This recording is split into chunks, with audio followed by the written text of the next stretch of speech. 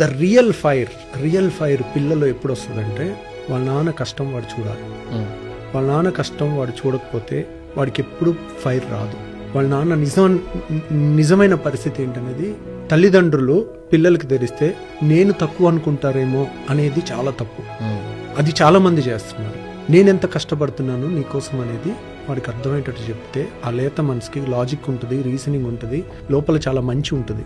వాడు నా పరిస్థితి ఇది, నేను ఇంత కష్టపడితే నీకు ఇవ్వగలుగుతున్నాను అనేది గనక జెన్యూన్గా అర్థమయ్యేటట్టు చెప్తే ఆ ఫైర్లోంచి వచ్చే మోటివేషన్ ఉంటుంది చూడండి, that is unstoppable. They are the most achievers అవుతారు. వాళ్ళకి అది చెప్పకపోతే వాళ్ళు ఏమనుకుంటారు, మా నాన్న ఇది కూడా ఇవ్వట్లేదు, మా అమ్మ అది కూడా ఇవ్వట్లేదు. కంపారిజన్ పక్కోళ్ళతో. అరే నీ రియాలిటీ నువ్వు చెప్తే నేను తక్కువ అయిపోతానని అనుకుంటున్నారు. నువ్వు తక్కువ, నువ్వు ఎప్పుడు హీరోవే. ఒక సన్ కి ఒక father is always a hero.